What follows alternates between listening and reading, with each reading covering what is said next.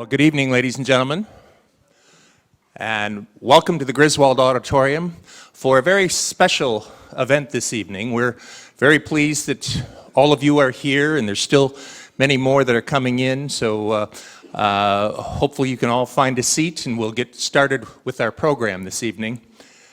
You know, our founders here at Northwood University, Dr. Turner and Dr. Stauffer, always talked about the importance of arts and business, and how that junction really makes the difference in successful business leaders. We teach you a lot in terms of business techniques, in terms of leadership, in terms of all the things that we think can make you successful in business. One of the things that obviously our founders were very clear on, and that we're going to be able to share with you this evening, is to help you to understand how important the arts are in your success as business leaders. There are very few business leaders that I know of that don't have an appreciation for and an understanding of the arts. They're not all art collectors, they're not all artists by any means, but they appreciate the great work that artists, who in many ways are the ultimate entrepreneurs, provide for our society. So tonight we're doing something that's very special and a little different for us of late. And that is, we have, in fact, for the last couple of days, had on campus, through the auspices of the Alden B. Dow Center for Creativity and Enterprise, we have had the good fortune of having an international recording star with us in the company of Bob James, who is just an extraordinary individual that you're going to get to meet. Someone who has worked all over the globe, is truly an entrepreneur, someone that has been a leader in his field. And you're going to enjoy tonight the opportunity to hear from him, both in the discussion with our own Dr. Stahauer, our Chief Academic Officer and Chief Operating Officer of the university, and you're also going to hear some of his extraordinary talent. So without further ado, please welcome to the stage Bob James and our own Kristen Stahauer.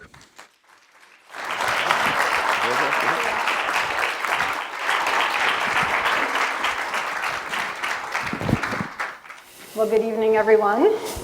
Thank you for joining us, Bob. We are delighted that you have been spending your time with us and our students, helping them learn about creativity and enterprise and how you've brought that to life. It is I who have to thank you, Kristen, because I'm learning so much about this school, even in the short time that I'm coming here. It's very inspiring and it's giving me a whole different outlook about a lot of things that I guess maybe I've taken for granted, or the business aspects I live with every day, but I don't often have a chance to talk about it. You've become our inaugural creative entrepreneur in residence, and I think it'd be great if you would tell the story about how you first met with President Priddy and discussed this opportunity. Well, I wasn't aware at the time that I met Keith that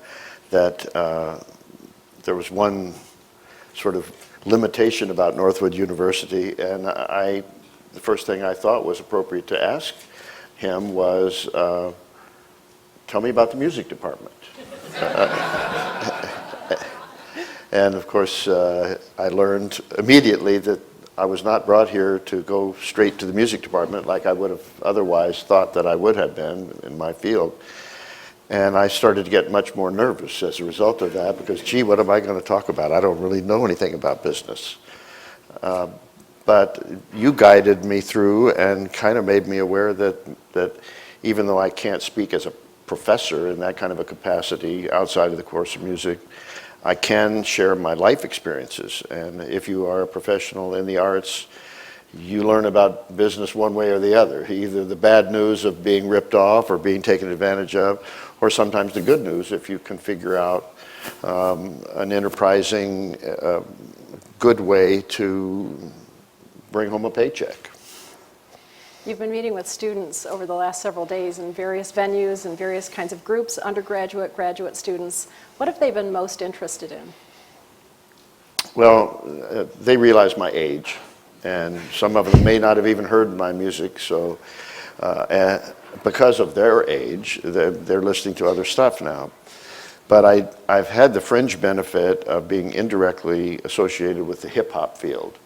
And even though I don't make hip-hop music, never did, but the hip-hop field utilizes a new kind of technique which has become known as sampling. And sampling is essentially taking chunks of other recordings and combining them in different ways into a kind of a new creative endeavor.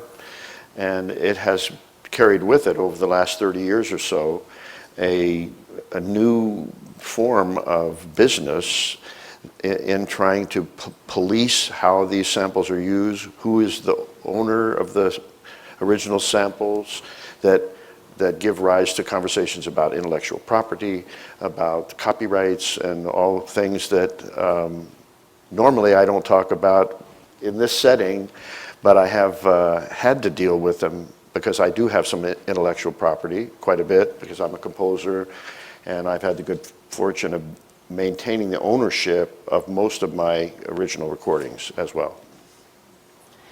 And the students here have had a chance to learn from you. What have you learned from them? Oh, so many things. Of course, I try to feed off of their youth and enthusiasm. They bring back memories to me of what my mind was going through at that time when I was trying to form my own taste, my own opinions about why I went into this field in the first place. And it's really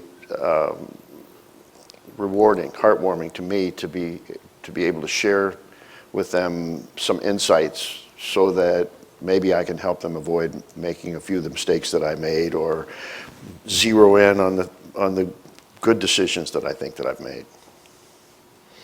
So you alluded to your college days. You graduated from the University of Michigan. Yes, not too far down the road from here. I became a Michiganite when I enrolled at the University of Michigan in 1957, having come from the state of Missouri. I was a sort of a farm boy. My father was an attorney in this small town of Marshall, Missouri, and he wished that I would have gone to the University of Missouri into law school. I think that's where he thought how he thought he could help me the best. But deep down, he knew that by the time I got out of high school, I was completely hooked on music, and whatever life adventure was going to come out of that, I was destined to do it. And Michigan had a reputation of being a great music school, so I went there. And you studied classical composition, correct? I did, majored in composition and piano, and got my master's degree there in 1962. And even though I loved the school and I got, I think, an overall really great education, during that time, jazz was still considered not really a legitimate classroom pursuit. So I had to get my jazz education in an extracurricular kind of way, sneaking out to go to Detroit and find who the jazz players were, late night jam sessions, and that kind of thing. So I got a little bit of combination of both, and was able to remain a rebellious, renegade kind of a musician as opposed to a disciplined classical musician. And you transferred to another institution for a semester too. I did. I went to Berkeley in Boston, which was a jazz specialty kind of school. Really great place in many ways, but it was not a university, and it didn't offer me a well-rounded education. I had to go there for one semester to realize what that meant. I didn't pay any attention when I was in Ann Arbor my first semester, or my freshman year. It was a big school, but I just focused right in on with tunnel vision on the music side. And it wasn't until I got to Boston, to this other type of school, that I realized the value of learning beyond just your own special interests. And Ann Arbor certainly had a very wide range of other things that I could learn other than piano chords. So when you returned to Ann Arbor, you met some people who changed your life. I certainly did. I got to check my email. He's into technology too. That's one of my tunes. That's my ringtone on my phone. His own ringtone. Yeah. Somebody from Traverse City's trying to call me. I'll call them back later. We have a little bit of limited technology because later I want to play something that we otherwise wouldn't have had the legal rights to play because Kristen is not able to get an iTunes music account to Northwood, so to play, she would have had to pay 99 cents to play this song, which I'm going to be able to play for you for free. Since His generosity knows no bounds. after I check my messages, but where were we? We were talking. Well, you met some people who changed your life when you returned to Ann Arbor. Well, there's one person in particular who just coincidentally happens to be in the audience. I met a lady named Judy Herrick toward the end of the freshman year briefly, but mainly when I came back from Boston sophomore year. I started dating this girl who has been with me ever since. She's the reason why I've been able to stay in music, my wife Judy James.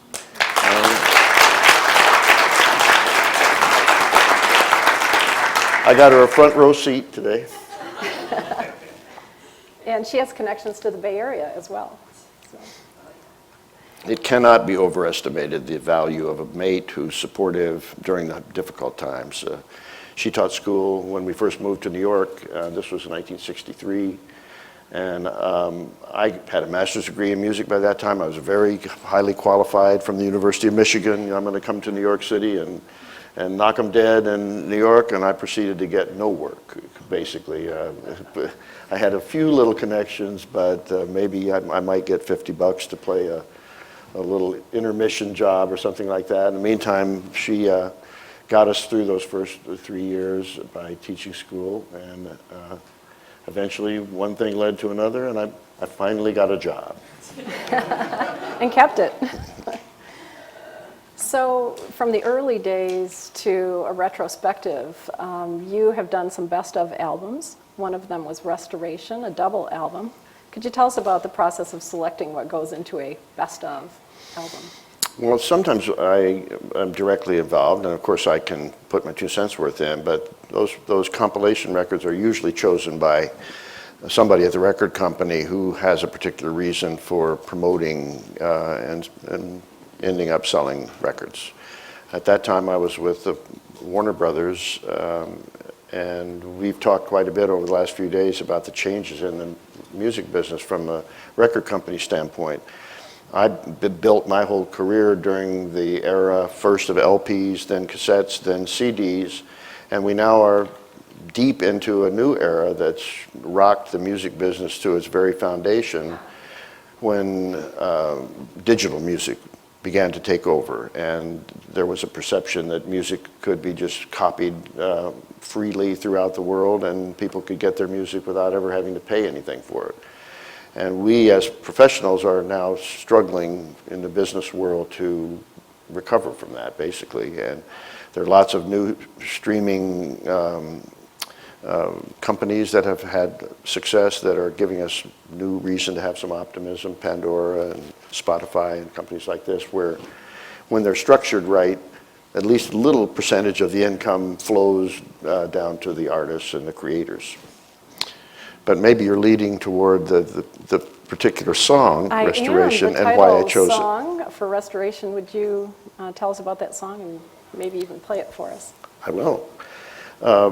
Restoration had a really cool meaning for me at that time because I was struggling creatively. I felt like I was in a rut, and I didn't want to kind of repeat myself and go back and keep making music in the same style that I had kind of gotten comfortable with, but I've always been a believer that you have to take risks and go out of your comfort zone to stay fresh. And my daughter, Hillary, Judy's and my daughter, Hillary, had just graduated from college, and a young man that she met was a very, very talented musician, and she recommended him to me to come to work for me at my music studio. And there was one other guy who happened to be Hillary's husband at the time. Both of these two young guys were very, very full of themselves, very pushing me to do something different and very encouraging me. So they became kind of two nudges that, come on, Bob, you could do something different. You could do something more creative and challenge yourself. So for one reason or another, this one particular song came out of those meetings when I was trying to prove myself to these young kids. And I named the song Restoration. Would you play it for And us, I'll please? be happy to play it. Great. And let's make sure, well, you can kind of turn the volume off of the phone, so if I get any phone calls during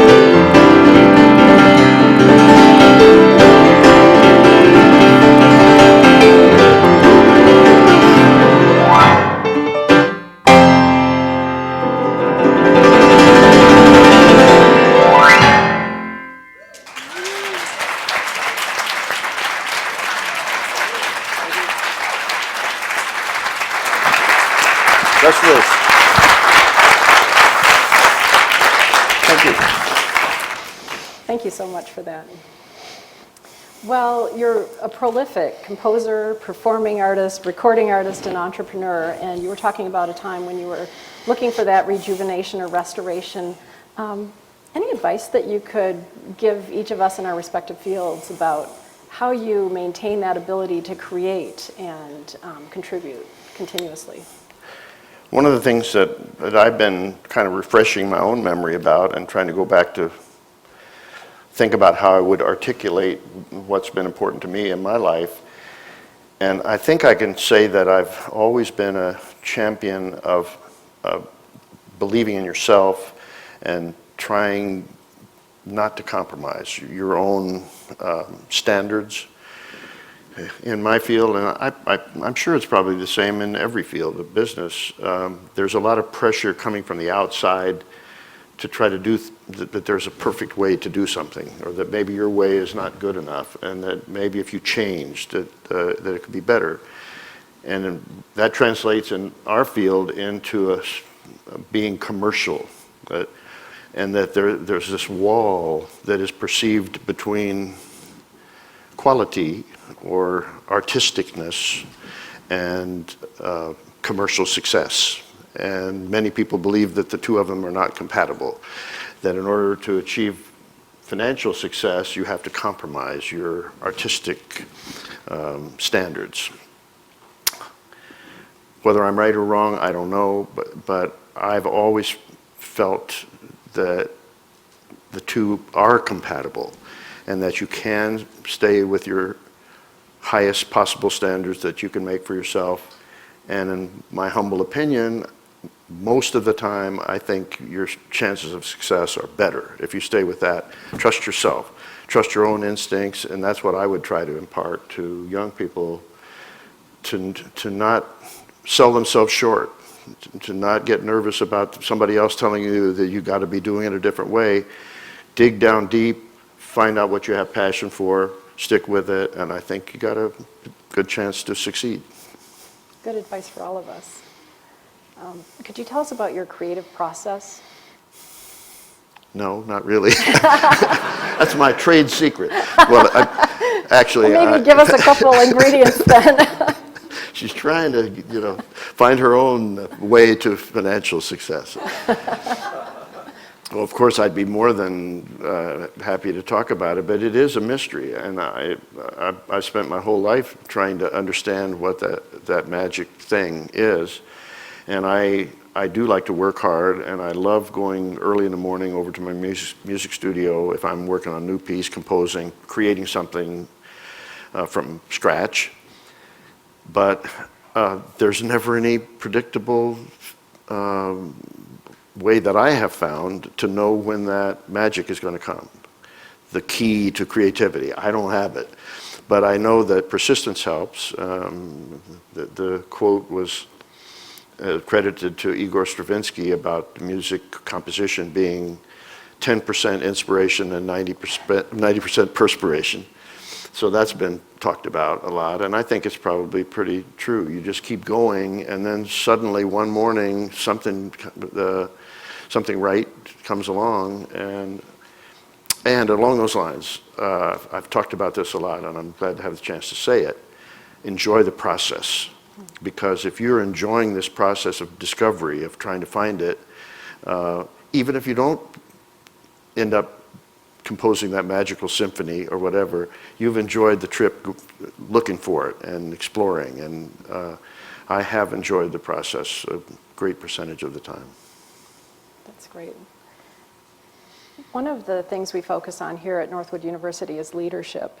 Our mission is to develop the future leaders of a global free enterprise society, and some of the most profound leadership lessons I've learned from you. Wow. Really? Yeah, really. I want to be your leader. Well, and you were. When you gave me so generously the opportunity to play the Schubert Fantasia for four hands in F minor with you, that was really beyond my abilities at the time, I believe. But you believed in me, and there were some lessons. You believed in my abilities beyond my own. That was motivating to me because you did believe in me. So I worked harder than ever before because I wanted to live up to those expectations that you had for me that exceeded my own.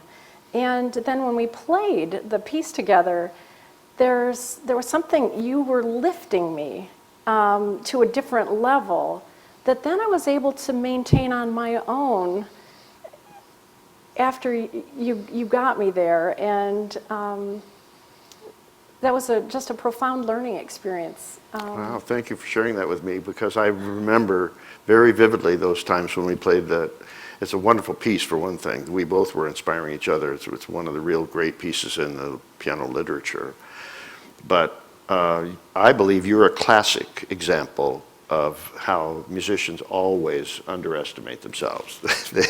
They don't realize how good they are, and that's why very often we are not good businessmen, because we're humble. We think we're not any good, when in fact the gift that we have, you can't put a label on it. It's not factual. It's all about confidence, and you had playing in you that just probably needed to have a little nurturing to bring it out, but you were so insightful about the music. Even though you might not have been playing the piano enough to express it as a full-out concert pianist, but you loved the music, and you could get immersed in it, and suddenly the good things would just come out by instinct. Well, I can't thank you enough for those lessons that I learned, though, because I try to apply them every single day. I hope that in some measure I can achieve some of that. Yes, you did. It was reciprocal. There's no question about it. I'm sure I learned a lot more from you than you did from me. But in my day-to-day life ever since then, I've really tried to apply those lessons I learned from you as a leader. Thank you. Speaking of leadership, could you tell us about the group Foreplay and the leadership dynamics in that group?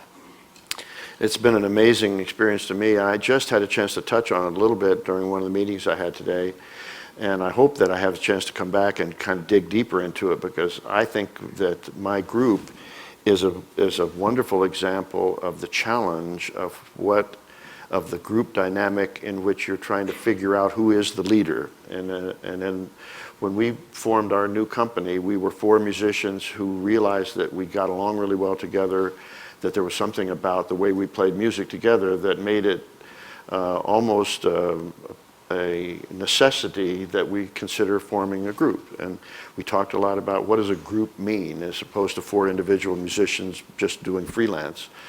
And solo artists in your own right. We were all solo artists, and we had successful careers, so there wasn't any total need, but it just seemed exciting, the idea of forming a group. But we knew nothing about it. There was no precedent for the specific group skills, who would be the leader, et cetera, et cetera.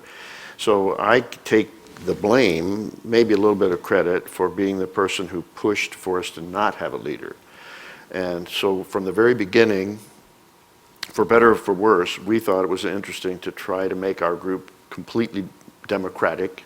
And we decided that we would share all the proceeds 25% each, and that we were all composers, so we tried as much as we could to have an equal amount of compositions that would generate copyright, publishing, and all that kind of income from our recordings. And for the last 25 years, we have functioned as a kind of leaderless group. And we've been through some of the downside of what can happen in a leaderless environment, where there's a certain kind of escapism when you're only 1/4 of the group, and so you don't want to have any of the bad responsibility, and when the tough decisions come in, you run and hide, and I was certainly guilty of that too. And so more often than not, we were given the advice that there has to be a leader. The buck stops here. Somebody has to make the tough decisions. If you have a group meeting and 2 of you vote one way and 2 of you vote the other way, you're at a stalemate unless somebody says, okay, it's going to be this way.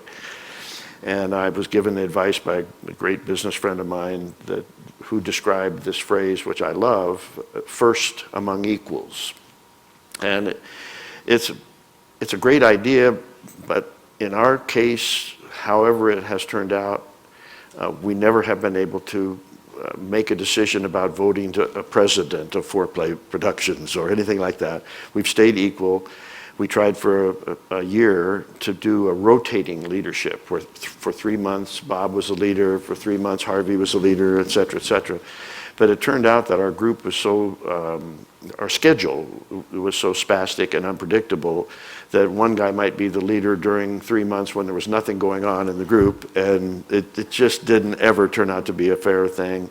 And here we are, very proud to say that we're still together as a group. We've somehow or other, one way or the other, made a decision in these tough areas where it was a tie as to which direction that we would go.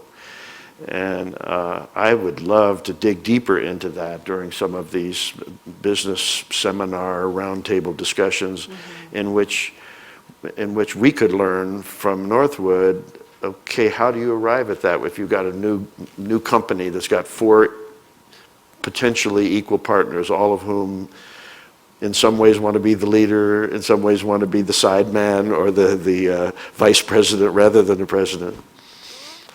I'm sure you've got lots and lots of things that I could learn from this great place. Well, leaders are often emulated and sometimes copied. You mentioned sampling before, and you described what it is.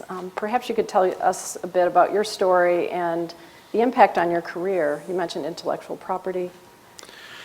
Well, what has happened to me, a good thing about growing older is that I have acquired copyrights. I've done a lot of composing, and I have had very, very good advice, which I would emphasize to any creative person, the importance of holding on to your copyrights and protecting them. The intellectual property in our field is the most important thing. The publishing, this income stream that comes in that is so quickly stolen from you or negotiated away from you is the most powerful thing you have over the long term.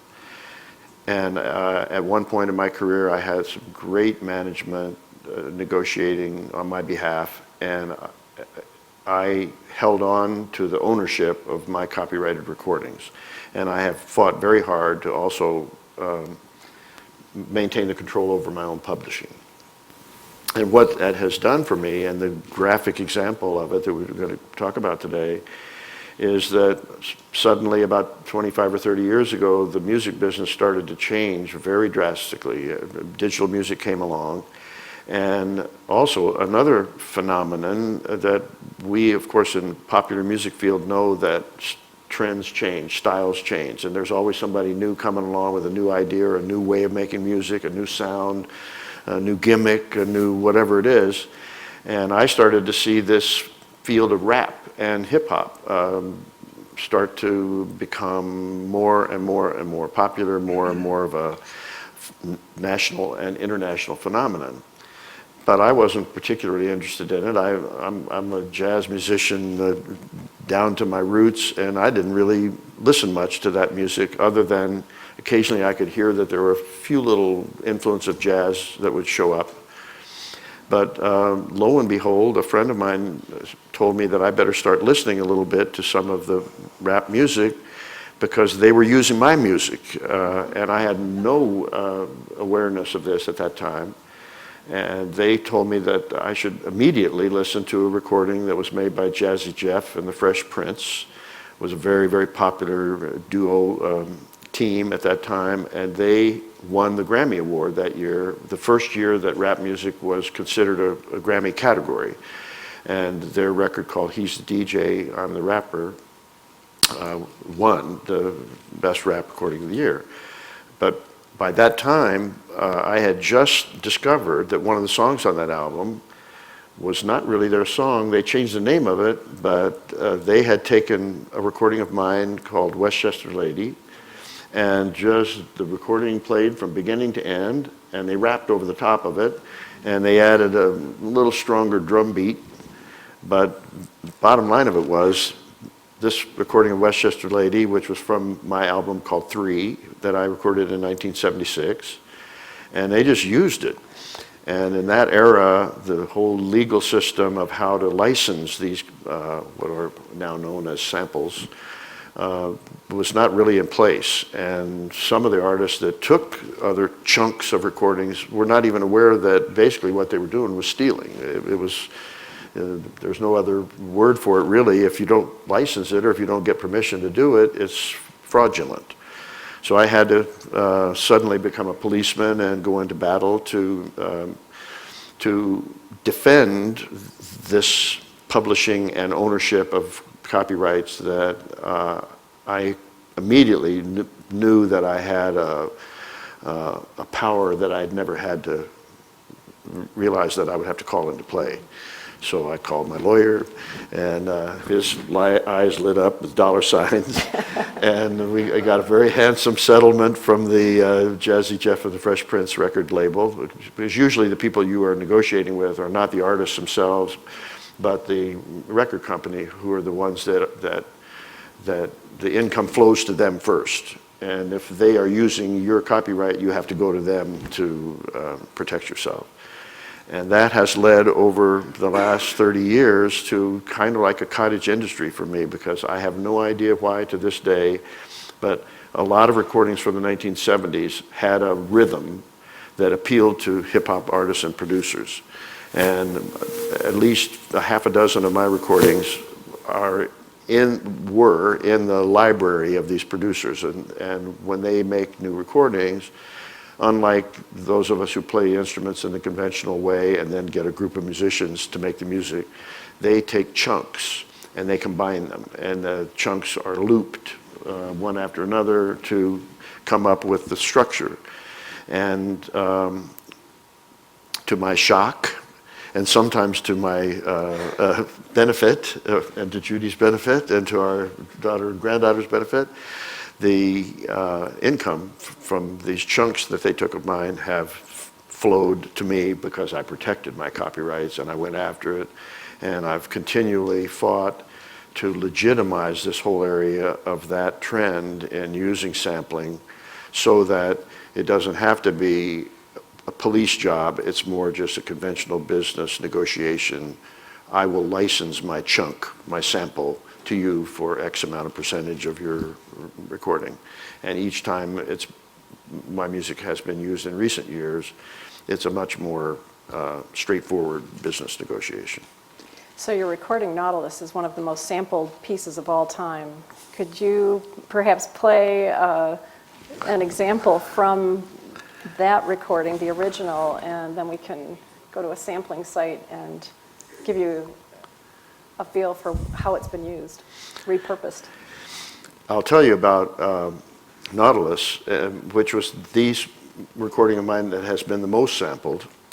In fact, I have been told in several articles that have been written about the hip-hop field that my recording, that my music is in the top 5 of all sampled music in the history of hip-hop music, which is mind-boggling to me. In those days, this was done when this record first came out as an LP. Some of you are old enough to remember those big recordings, you know. And we thought a lot in the analog days about sequencing. Which track was the first track on an LP, side A, was a decision that you made versus the first track on side B. And if you had a weak piece of music on your record, you'd probably put it the last cut on side B because no one was paying attention to it at the time. So in this particular case, I was short of new music to present to Creed Taylor, who was my producer at that time. I was one song short. Last minute, I fumbled around, came up a little bass line, and scrambled to get to the studio on time, so that this almost like a throwaway type of a song we recorded.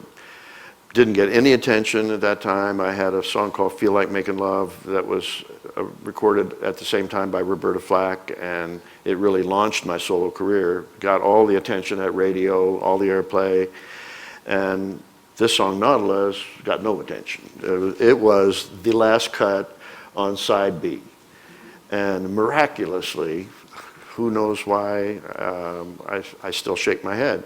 But this was a song that the rappers and the hip-hop artists grabbed onto because it had a certain kind of rhythm that they were able to make into these chunks and loop, and it felt cool, felt good to them.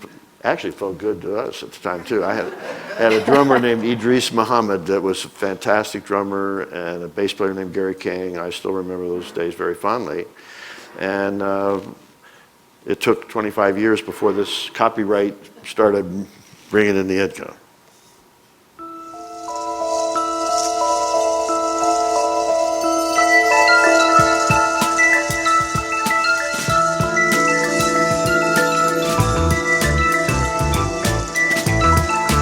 I'm not going to rap for you.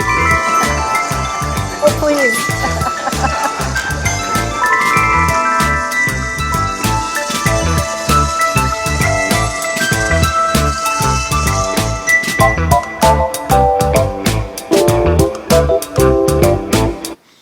When the piano came in on that track, that was not really what the rappers were very interested in, but the bass line, the boop, boop, boop, boop, boop, boop, boop, and then the drum groove was like.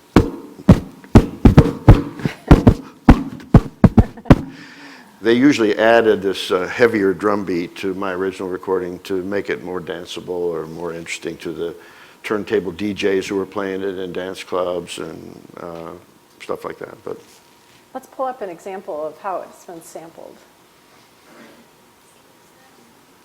This is Daytona 500. Down your biz, cause you can never fuck with Wu-Tang Killer bees.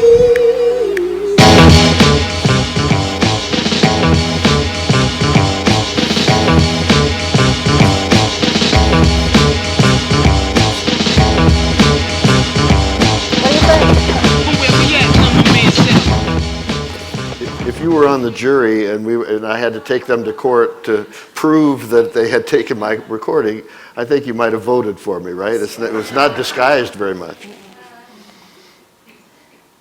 So, given all this, where do you see the future of the music industry going?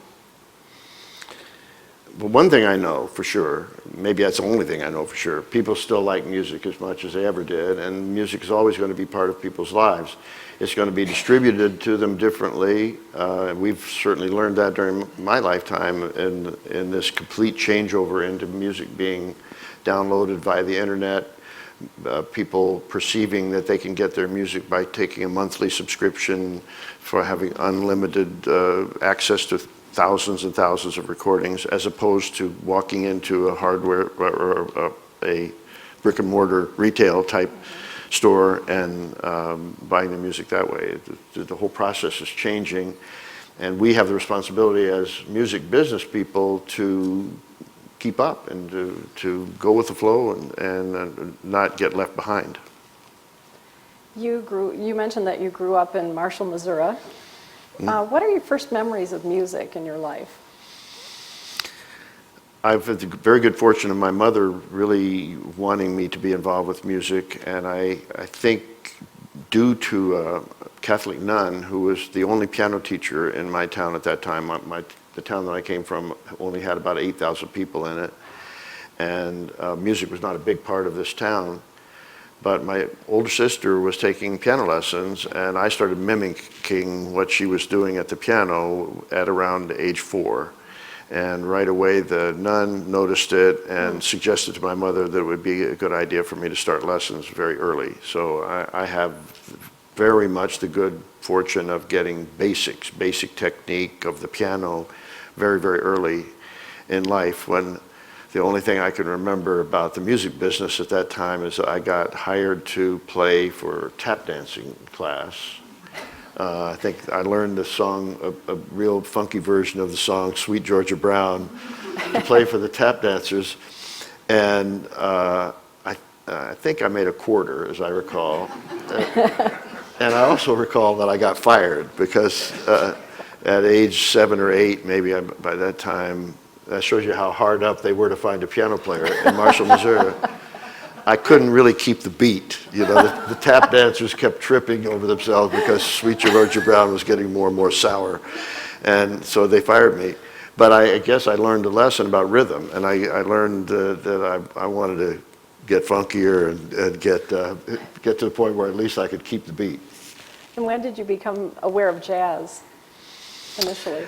My parents were not jazz fans by any means. In fact, my mother really wished that I would be a classical artist. And she came from New Orleans, and my father had made her move to this farm town in Missouri, and she missed the sophistication of New Orleans culture. But they had a couple records. They had a Stan Kenton record, who was a big band jazz artist back in that era. And they caught my ear. And so I started trying to find any kind of recordings which were minimal in that town. And there was one saxophone player who had a dance band that I was able to play a little bit with him. So I was intrigued, but certainly was not like living in New York City or any other big city where I would have had a lot of exposure to jazz. I didn't really get that much until I got to Ann Arbor. And that's when it really took off for me. And I found that I could both get a legitimate education and at night go after my real passion of jazz. How were you discovered? I have to give credit to Quincy Jones in that sort of cliche thing about how one gets discovered. I did have a dream scenario in many ways by meeting him at an early time in a career of somebody who became such an icon in the music business. I performed in a competition at Notre Dame University, and Quincy was one of the judges. Amazingly, Henry Mancini was another one of the judges, so I had some very stellar people there judging me. And my trio won the competition that year, and Quincy signed me to a one-record contract with Mercury Records, where he was one of the creative A&R people at that time. And it was a great break that sort of catapulted me into feeling that I could move to New York and go in the music business. But it wasn't until several years after that that I realized that Quincy was much more powerful in giving me my break than I even realized at the time, because he also introduced me to Sarah Vaughan, the famous jazz singer who I eventually got to work for. And it really changed my life in terms of being able to make a living and solidify duties in my life in New York City. And 10 years later, he also introduced me to Creed Taylor, because I was asked to play the piano on one of Quincy Jones's records that Creed Taylor produced, and Quincy also asked me to write an arrangement for that album. And it was like a calling card audition for Creed Taylor, who was a very famous jazz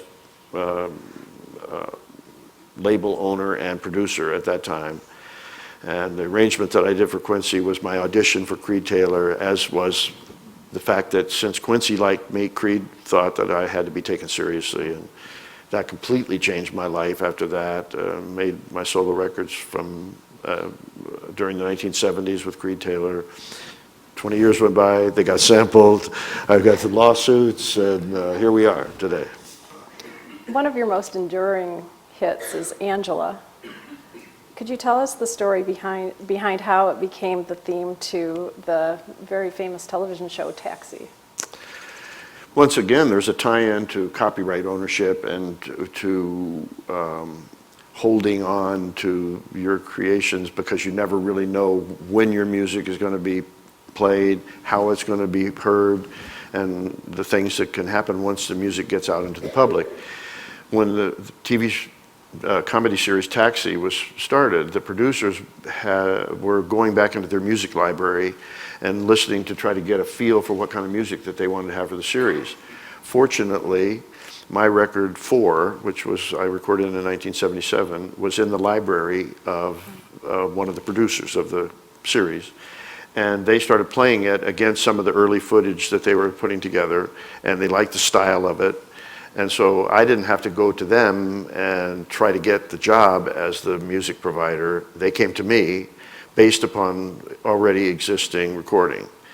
And I felt a good deal of power about that, because I was aware of the fact that in a lot of commercial radio and television music, you are asked to go out of your normal comfort zone, of the normal way that you would make music otherwise, and they tell you how to make the music. They couldn't do it to me because they already had told me that what they liked was my own music that I did in my own way. And basically they just asked me to do more of the same, to do more similar to what I had already done. And I developed a really good relationship with them, convincing them that I would give them a library of music rather than them telling me, okay, at the beginning of this episode, we want you to give us 15 seconds of music in a particular style. I just went in the studio treating it as if I was making another record album. I didn't even look at any of the footage from the series. They didn't give me a script. I gave them some fast music, some medium music, some sad music, some happy music, and I also told them that the jazz guys that I played with sometimes don't even get warmed up until they get 5 minutes into the song. And if I ask them to play for 10 seconds, it's not really going to be very funky or soulful or anything else. So we made long cuts, and I gave them, the producers, the flexibility of treating it like a library of things that they could just grab whatever moments that worked for the show. And during that first session that I did with them, I did what I thought would be the main theme. And I knew it was a show about New York City taxi drivers, so I figured I had to be, loud, obnoxious car horns and whatever kind of New York City music. And they didn't choose that piece at all because, unbeknownst to me, there was some opening footage of a taxi going across 59th Street Bridge at dusk, and it was very, very mellow piece. So they looked down the list of these other recordings that I had made, one of which was a very mellow piece. And they asked me, would you mind if we changed and had this mellow piece be the theme for the show rather than the fast New York City style piece that I had originally intended to be the theme. And not being one to waste any of my material, I used my fast piece anyway, changed the name of it to Touchdown, and it became the title song for another recording that I was making during that same period of time, which also had this piece which I ended up calling Angela, and that became the theme for the TV series. And I was catapulted into realizing that my music, even though for the most part it was a kind of background music, it was being heard nonetheless by millions of people. And I was really fortunate this series became as successful as it did because it ended up in syndication all over the world. And whether they realized it or not, they were getting brainwashed into hearing my theme and remembering it, Angela, Angela, over a long period of time. It'd be great if you'd play it for us. I'd be happy to.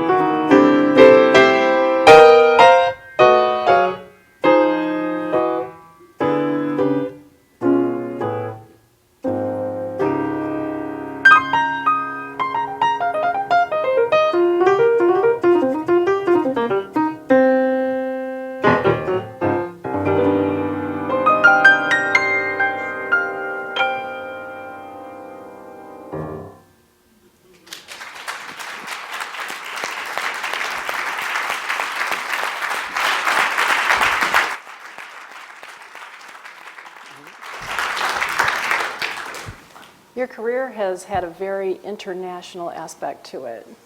In fact, in the last year, you've toured in numerous countries. What was your first international gig? See, I knew there was going to be a downside of you not telling me the questions in advance. The first international... Or one of them. One of the first. Well, of course, I have very, very fond memories that have stayed with me about going to Japan. I don't imagine that it was the first foreign gig that I had, but I have been going there for over 30 years. And I learned immediately that it's a very, very special place for jazz because they really revere jazz in a different way than we think of it in the U.S. because it's really all American roots that caused the jazz field to happen. They go way back deep into American history and American culture. So in foreign countries, it's perceived as American music. And we become ambassadors automatically by being American musicians who play jazz, and there's a kind of an entree into being received well if you're good enough to be a good representative of it. And I have loved having this opportunity to be a jazz ambassador, to go to foreign countries. And because of the deep appreciation for jazz over there, I always feel like that they listen to my music in a totally different way than American audiences do. Jazz is a very popular dance music, entertainment type of music that because America is so immersed in jazz, it's sometimes treated very casually when you perform. But the Japanese way of thinking about many things, the way they do business is very, I guess we perceive it as serious and microscopic. And every time I play over there, I'm aware of the fact that there are people that are really looking very closely to what I do, listening very closely. They have tremendous respect for all the details, all of the behind the scenes, the engineer, the way the music is recorded, so many things that are a reminder that it pays to keep your standards very high because there's someone out there that really appreciates every detail of what your craft has to offer. You've been passionate about uniting East and West throughout your career. Could you tell us about the Angels of Shanghai project? Yes, and it was definitely a Chinese project, but it grew out of a Japanese friend who was exploring the phenomenon that at that time that I became aware of it, there was a particular kind of Chinese traditional music that Japanese fans found to be very healing and very comforting and very calming. And there was one Chinese traditional instrument called the erhu that I had never heard of. I knew nothing about it. I knew nothing about traditional Chinese music. But this ancient Chinese violin is like a violin in the sense that it's a bowed string instrument, but it has a very haunting melodic quality that's very different from the violin. And there was a whole genre of fans of this sound that had developed in Japan, and this Japanese producer wanted to take advantage of it, and he wanted a music arranger, creator to explore it. So he volunteered to invite me to come to Shanghai to investigate this music and to learn about it. And I was intrigued enough that I thought it would just be a one-trip thing.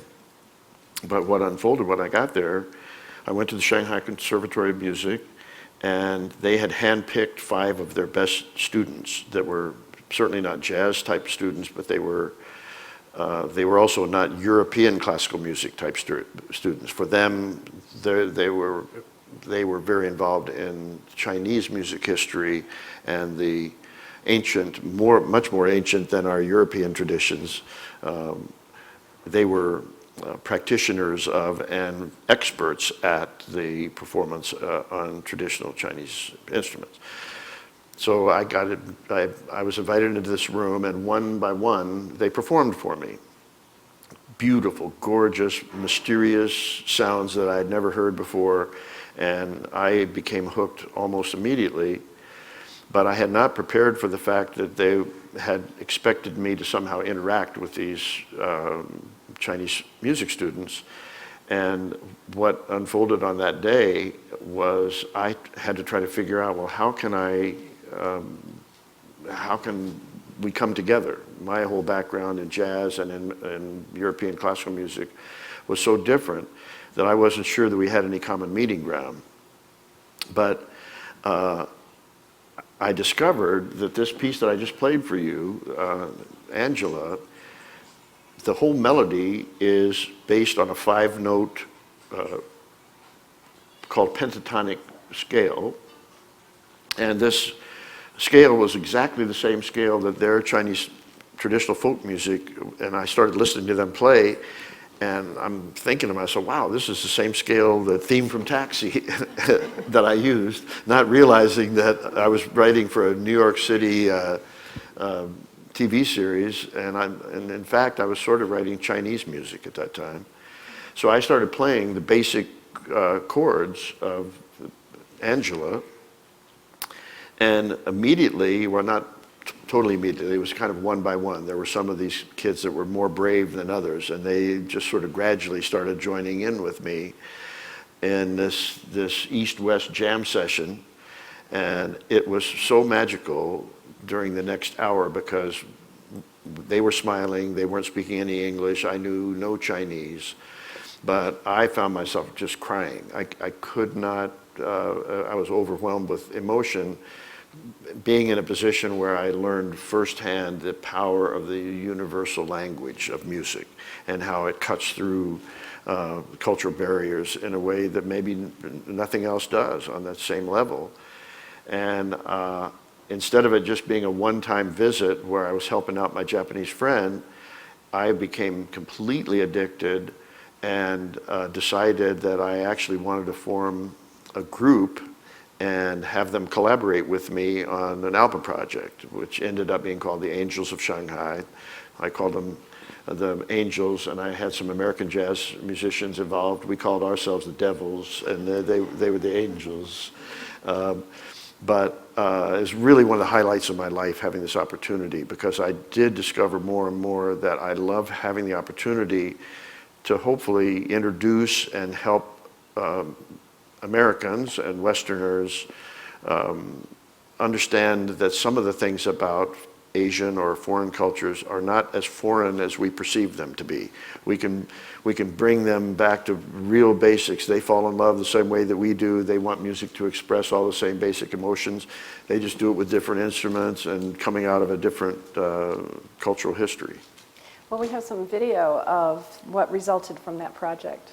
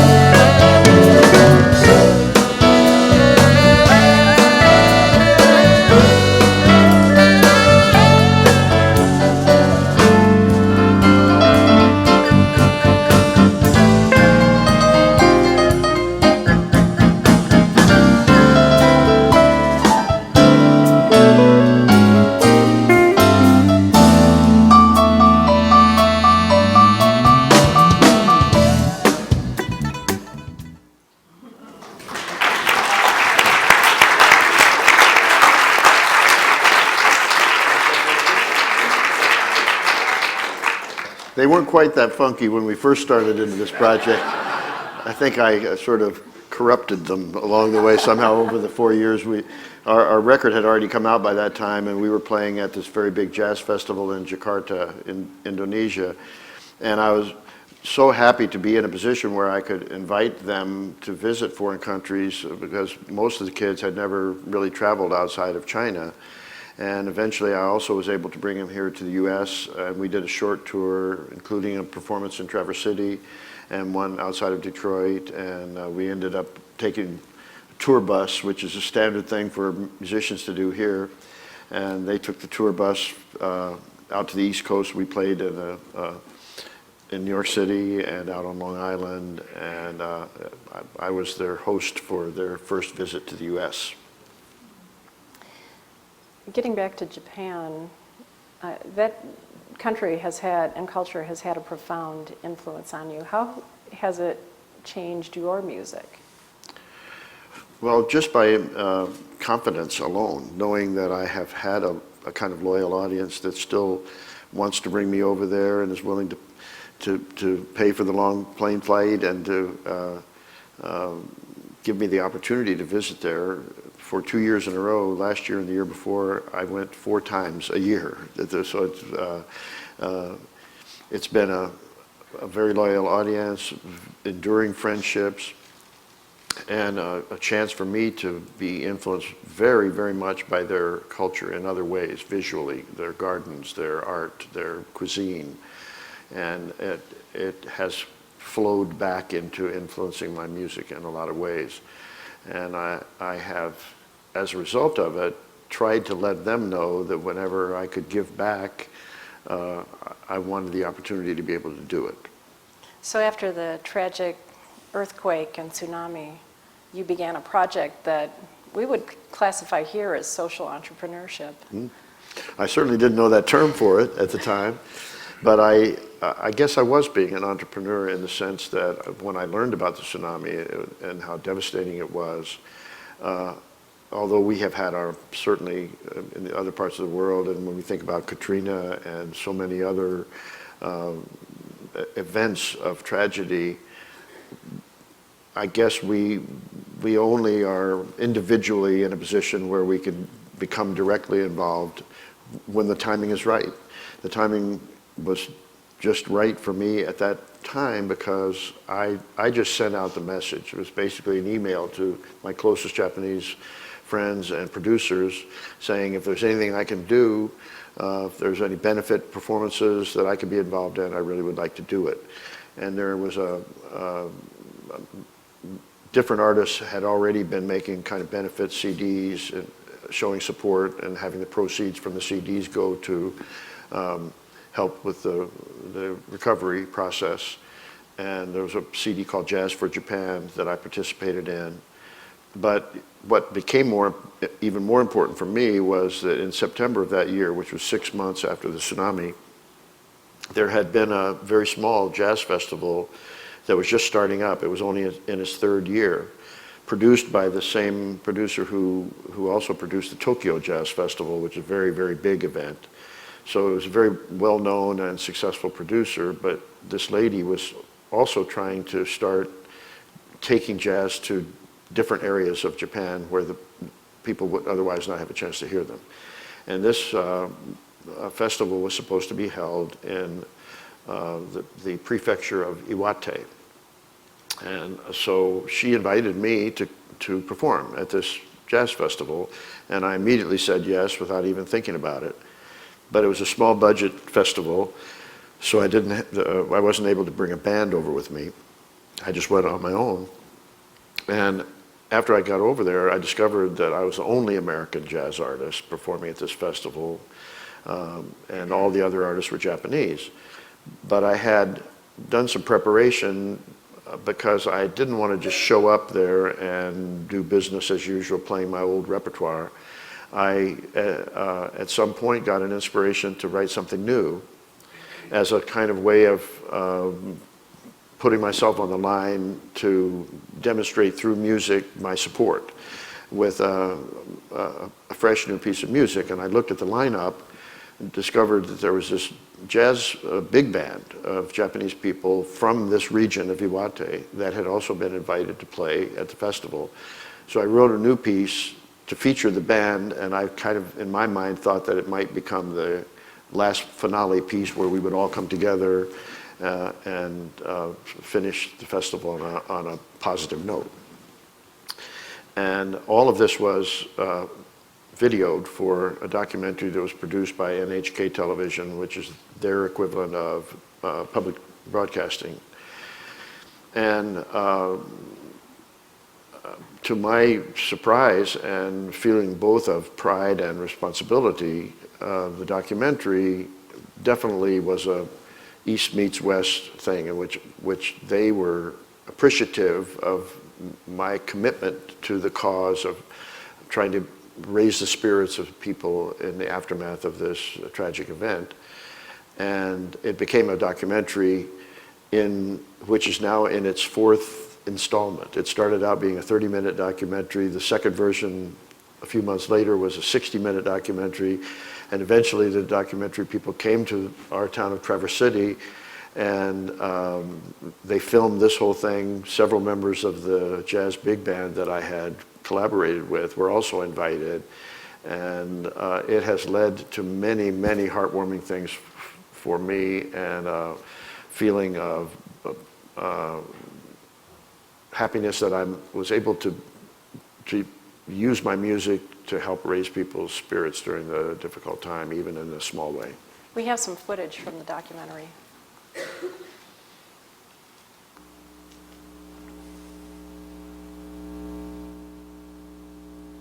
The Akasaki area in Orfanato, where the rehearsal space is located, suffered serious damage. The line left by the tsunami can be clearly seen on the rafters.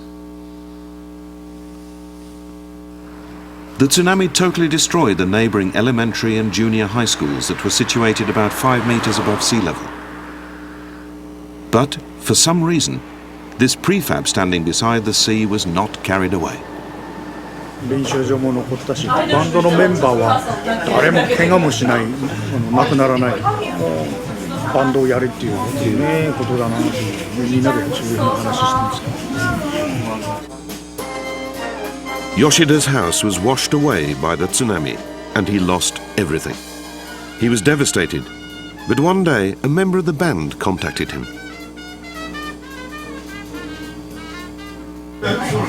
目標が欲しいっていうんですか、バンドのメンバーがね。一生懸命打ち込めるその目標になる曲が欲しいんだ。3 months after the disaster, the members resumed their practice.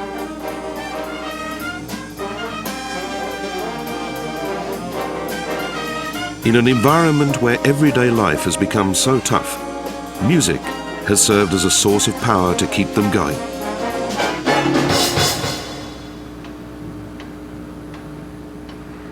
After Bob's appearance at Iwate Jazz 2011 had been fixed, a melody suddenly popped up in his head. It wasn't something anyone had requested, nor was it a song he had promised to create. The piece came into being as he wove together melodies that emerged from a strange feeling.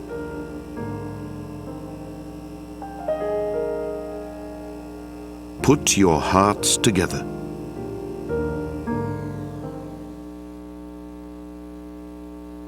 So Bob, this has taken on a life of its own. And now the lyrics have been translated into other languages, and you've performed with performers from many other countries already, and it seems to be growing and snowballing. It's a life that I have never experienced with any of my music before this. It was completely an amazing surprise or discovery of how music can have a power that you don't anticipate when you're working on it. You don't really know where it's headed. It started out for me as an instrumental piece, but and it certainly wasn't natural for a vocal, but I knew that my daughter was a great lyricist and she has a really big vocal range. So I asked her, my daughter's name is Hillary, and she and I have collaborated before on many occasions. She's a very good friend of Kristen's, by the way, also. And Hillary took on the challenge of trying to write a lyric that expressed this feeling of how we can come together at difficult times and how music can be of help. And one of the first things that she did was discuss with me the title, because I had given the song a title that was almost a facetious title about put your hearts together, when many people with music, they say put your hands together, when they want the audience to clap along with them. So it didn't really have that much meaning for me. I just substituted the word heart for hands and put your hearts together. But one subtle change that she made, even before she wrote the lyric, was to suggest that why don't we call it put our hearts together instead of put your hearts together.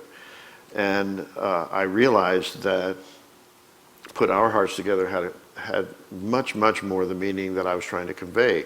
I didn't want to preach. I didn't want to have them feel that I was trying to tell them what to do during a difficult, tragic time. I wanted to say that in any difficult times, we should put our hearts together. And to me, that applies to politics and everything else. So she went from that basic concept of put our hearts together and created this lyric, which eventually became sung by one of the very most famous of Japanese pop singers.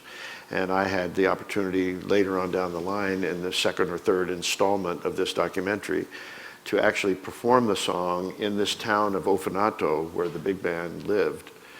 By that time, this Japanese pop singer named Seiko Matsuda had translated the song into Japanese, and she sang it both in Japanese and English when the two of us performed it together. Very, very emotional moment. And it continues to be amazing to me how I feel like I'm just floating on this current of adventure that the song is continuing to flow down. Would you be willing to share part of that adventure with us by playing it for us? Yeah, it might be the premiere of this song being played in Midland, Michigan, so I'd be happy.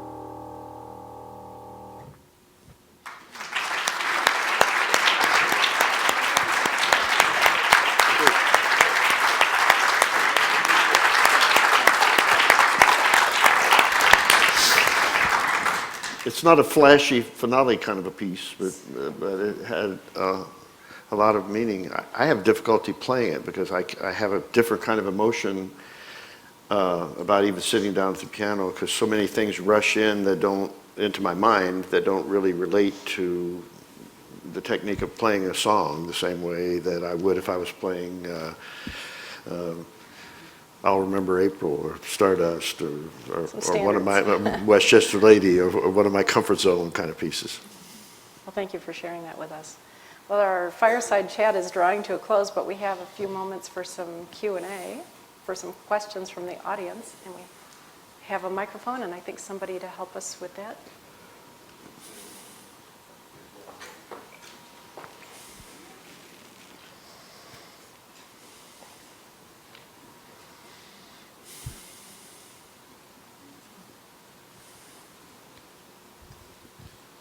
I'm curious, Bob, when you're sitting and listening to music and it's not your own, what artists do you like listening to? I think I draw the most inspiration from classical music, because if I'm listening to jazz, I get clinical, I get critical, I get nervous, I'm either jealous or I'm angry, or all kinds of weird emotions. I can't just relax and listen to it. And I'm just enough far away from actually trying to be professionally involved in performing classical music, although I was trained a little bit in it. I relax knowing that I'll let the fantastic classical artists do all the work and let me have all the pleasure of listening to them.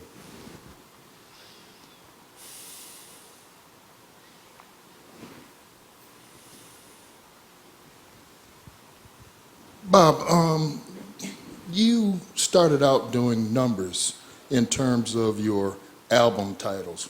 Why did you stop? That was, I think, a very perceptive idea that my producer Creed Taylor had. I certainly wasn't the first one to do it. There have been many other artists, like the rock group Chicago had numbers for the titles of the records, and some other artists. Creed's idea was that if some fan discovered my album Touchdown and they realized that I had titled it that way because it was 6 points for scoring a touchdown, and that meant that it was my 6th album, and by that time we'd made a kind of a game out of it. We didn't call it by the number itself. We made the people figure out what it was. That it became a kind of challenge on the part of that fan to go back through and discover the earlier ones. And Creed thought he had a better chance of getting people to develop a library of having all my records if they knew that there were 6 of them at that time. Well, we better get the other 5, or we better at least investigate about them. And that has proven to be, even though I stopped the numbers series a few years ago, it's proven to be, I think, very helpful in a business sense of solidifying the loyalty of my fans. And at least for the 12 records that I titled by the numbers, it was great fun having the game of having them discover why I called them what I did. I've got all 12. All right. Thank you very much. Thank you.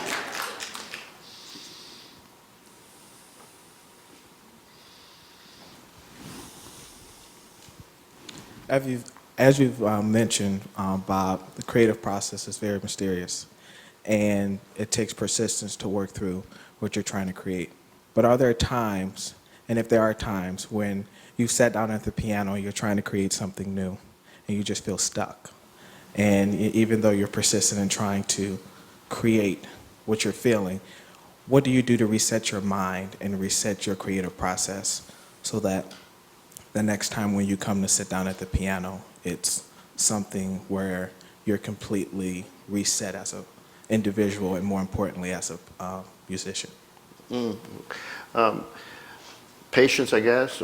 I know that there's always a new day coming tomorrow, and I try not to get frustrated or depressed just because that particular day is coming up dead. And some days do. They have continued to be that way for me. I like to work early in the morning. And even before I get out of bed, there's a period of time between when I actually wake up, when I'm kind of semi-awake, and almost invariably there are these weird music things that are going on in my head that I'm perceiving as being new and fresh and really this earth-shatteringly great idea in my sleep. And then I wake up, and sometimes I thought, how could I possibly have thought that was interesting? You know, it's just this really weird. One day I actually composed St. James Infirmary, not realizing that it had already been written about 70 or 80 years ago.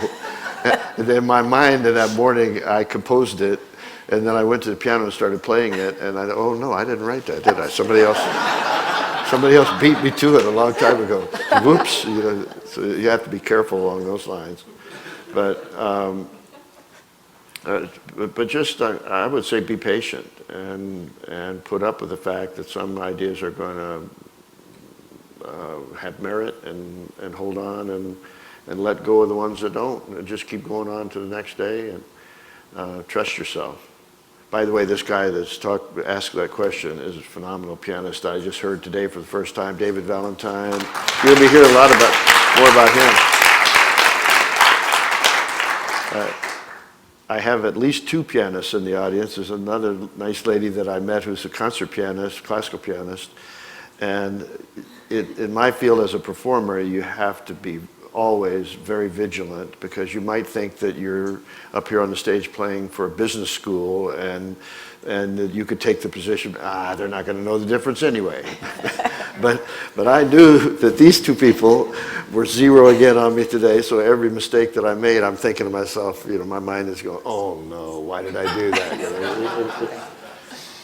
So you never know who's going to be listening to you. And trust yourself, because you never know when that idea that you don't think is good enough, it might have a life that you can't anticipate. That somebody else will have to tell you, hey, David, that was really, really, really good. We want more.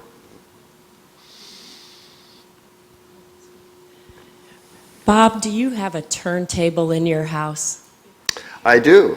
Do you use it? Not often. But I do have it, and I actually bought a good one because at one point we were put in a position of having to remaster my LP recordings, and there were some of them where the master tapes had gotten compromised and ruined. The history of how to protect physically master recordings has been a big challenge too. During the analog tape era, where music, the professional tapes were stored on what was called magnetic tape, on these big reels, a company called Ampex had to admit at one point that the tape was flawed and that the magnetic particles on the tape were starting to separate from the tape, and all of the master recordings were in danger of being ruined and destroyed. So they came up with this formula of baking the tapes. I actually bought a little oven in my studio, and we put these master tapes in at 200 degrees for 15 minutes, or whatever the formula was that Ampex told us to do, and it solidified the magnetic particles enough so that we could play them once and transfer them into digital and save them. I remember that strongly. But we also, just in order to preserve the analog masters, I had some never played pristine vinyl copies of several of my recordings, and I used this particular turntable. Gave me a tax write-off to buy this turntable and take it off of my taxes for business reasons. And now, yes, I do use it for pleasure. Yes, I do believe that analog sound is different and in many ways warmer, more musical when it's listened to at its best. But what I think a lot of people these days don't realize, even if they do go back to explore music on a turntable, that era required you to have a turntable where you became very directly involved in balancing the needle, having the needle perfectly be, because otherwise it may have the potential of sounding great, but more often than not, it would sound more like a turntable guy scratching it in a nightclub. You know, all that garbage that is there if the needle is not perfectly balanced and playing back the music properly.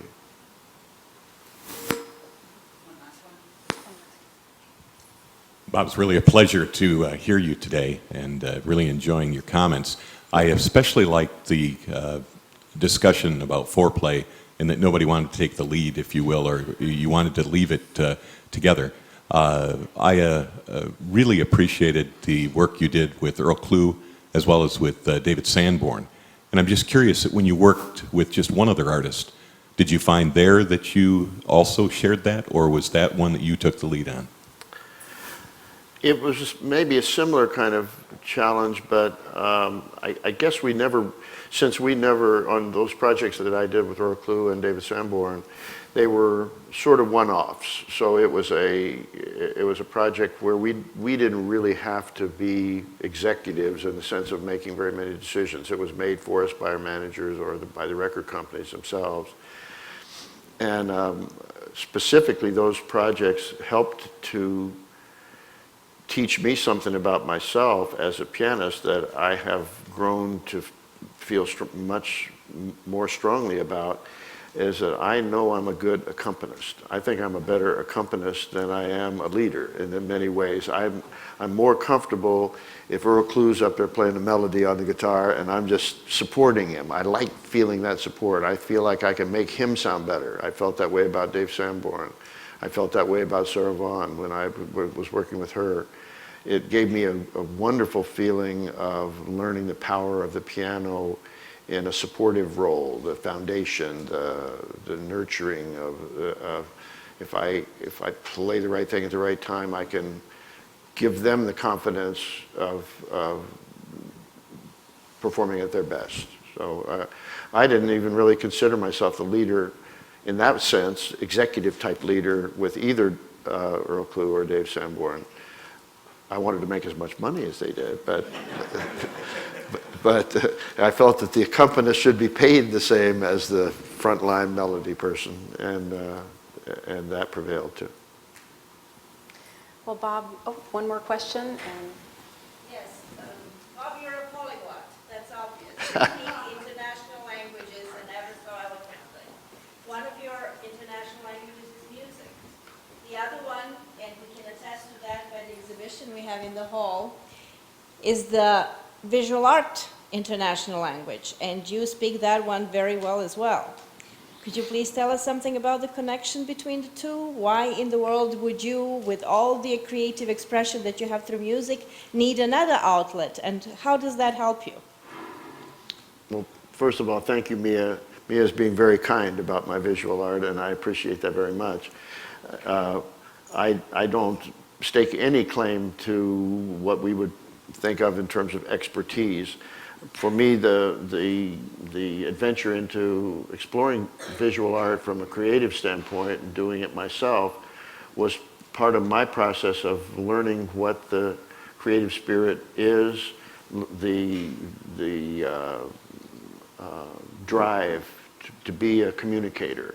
I don't think all musicians are communicators deliberately. Some of them are reluctant communicators. I know that there are some musicians who almost prefer to be off in their room by themselves and find transferring that into communicating public or performing in public, they find it traumatic or difficult.